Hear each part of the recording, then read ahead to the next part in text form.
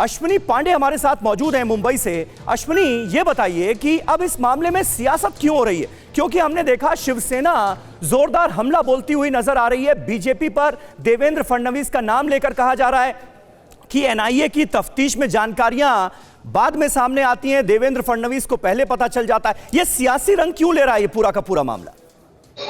जी देखिए, सियासी रंग इसलिए सब कुछ मामला ले रहा है क्योंकि सचिन वाजे 2008 में शिवसेना के प्रवक्ता रह चुके हैं, शिवसेना में शामिल हुए थे। शिवसेना की तरफ से बाकायदा जो है शिवसेना का पक्ष रखने के लिए अलग अलग महिलाओं से बात भी किया करते थे। सचिन वाजे शिवसेना से शामिल है, ये बात बीजेपी को पहले पता थी, सभी को ये बात पता है।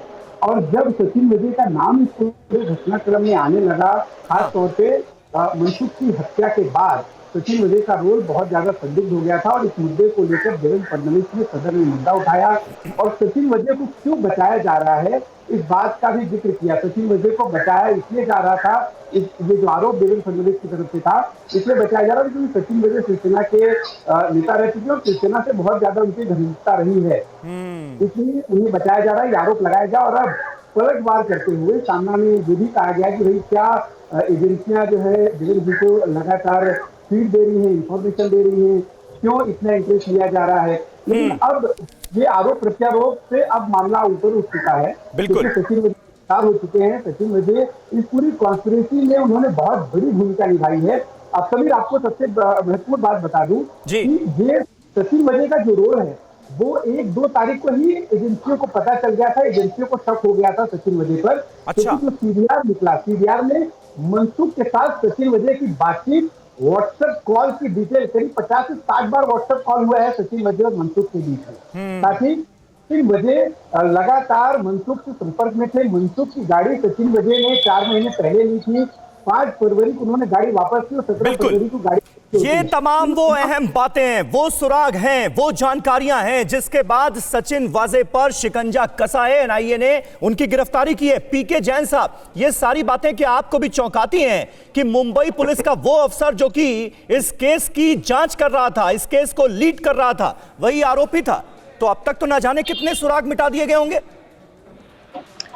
देखिए, मैं पहले दिन से कह रहा हूं कि जो अधिकारी इस पूरे केस में इन्वॉल्व था, जो गाड़ी यूज कर रहा था, जिसके मृतक के साथ में संबंध थे मनसुख हिरेन के साथ, वही अधिकारी इस केस की शुरुआती जांच कर रहा था। उसके बाद जब वो उसको चेंज भी किया गया और वो जब जांच किसी दूसरे अधिकारी को, एसीपी लेवल के अधिकारी नितिन अलकनूरे को दी गई, उसके बाद भी उस टीम में रहा।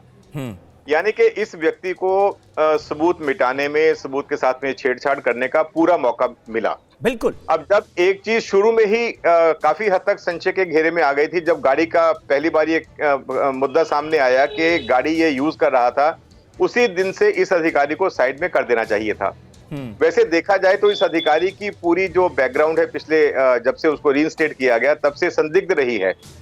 16 साल डिपार्टमेंट से बाहर रहने के बाद एक अधिकारी को वापस लाया जाता है, ये कह के कि कोरोना के दिनों में पुलिस अधिकारी कर्मचारियों की कमी हो गई थी, और फिर उसको क्राइम ब्रांच में पोस्ट करके एक बहुत ही इंपॉर्टेंट डिपार्टमेंट दे दिया जाता है, और उसके बाद में बड़े हाई प्रोफाइल केसेस उसे दिए जाते हैं। तो ये सारी चीजें बहुत संशय के घेरे में लाने वाली चीजें हैं। लेकिन उसके बावजूद इस पर्टिकुलर केस की अगर हम बात करें तो क्राइम सीन पे पहुंचने वाला, जब वो गाड़ी मिली, वो उनमें से पहले अधिकारियों में सचिन वाजे, जब वो मनसुख हिरेन की लाश मिली, वहां पे पहुंचने वाले पहले अधिकारियों में सचिन वाजे।